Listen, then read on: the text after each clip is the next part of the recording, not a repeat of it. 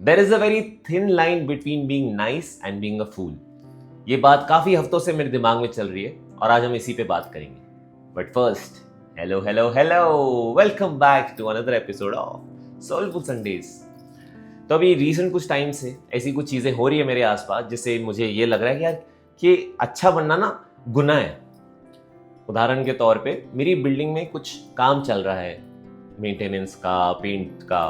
तो मेरी जो बिल्डिंग पार्किंग है, it's a huge shaded parking जिसमें मैं अपनी अकेली बाइक पार्क करता हूँ। तो मेरे बिल्डिंग वालों ने मुझसे कहा कि हमारे बिल्डिंग में कुछ काम होगा तो आप प्लीज़ 1-1.5 महीने के लिए आपकी पार्किंग हमें दे सकते हो, हमें इसमें सारे रॉ मटेरियल्स रखने हैं, आपको हम दूसरी पार्किंग देते हैं। मैं कहा ठीक है। वो 1-1.5 महीने को आज ऑलमोस्ट 6 महीने हो गए और अभी तक मुझे मेरी पार्किंग वापस मिली नहीं है। और जहाँ मैं अभी पार्क कर रहा हूँ बाइक, वहाँ पे मुझे बड़ी दिक्कत आ रही है। वहाँ पे उन्होंने बैम्बू ट्रीज लगा दिए हैं, तो मैं जब भी रोज बाइक निकालता हूँ मेरी बाइक कहीं ना कहीं से टकराती है। उस दिन किसी ने मेरे बाइक पे सीमेंट गिरा दिया, तो मैं बहुत परेशान हो गया हूँ। और मैं जब भी उनके पास जाता हूँ बोलते हैं बस थोड़ी देर, एक महीना और, 1 महीना और। तो उस दिन जाके मैंने चिल्ला दिया उन्हें। मैंने कहा देखो भाई, तुम्हारा 1 महीना कभी आ ही नहीं रहा है, 6 महीने से चल रहा है। अब मुझे इस मंथ एंड तक मेरी पार्किंग चाहिए, नहीं तो बस, नहीं तो पुलिस में कंप्लेंट कर दूंगा। अब जाके उन्होंने बोला ठीक है ये महीना आखिरी दे दो, हम कर देते हैं। मेरी एक दोस्त है जिसके घर में कुछ काम चल रहा है, she is got a new house, पूरा उसमें नया फर्नीचर ये सब इंस्टॉल करवा रही है।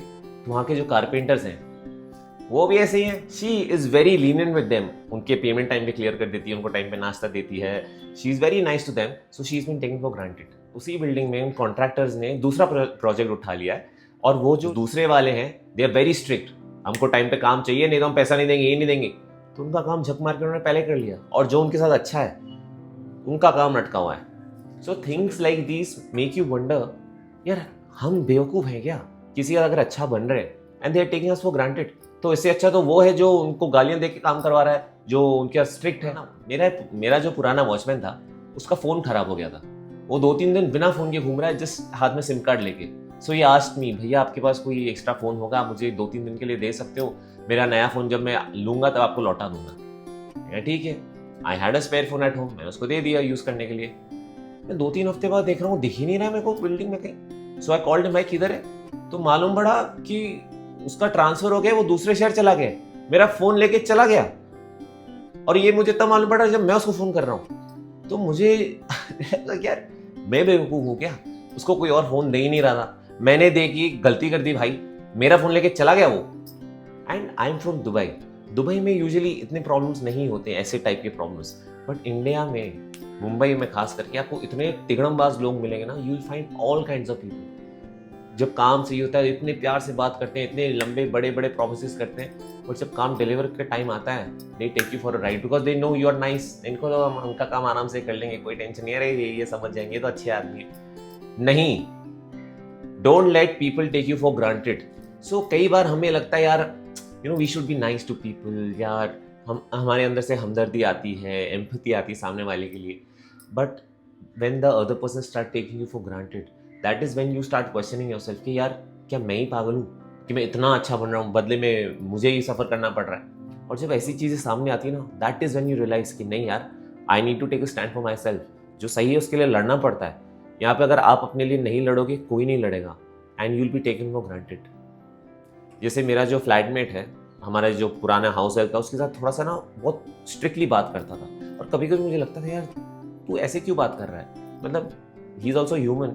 तो मेरा फ्लैटमेट मुझे बोलता था, भाई trust me, I used to be very nice, I used to go out of my way to do things for them, and return में हर बार it backfired, but you will understand slowly.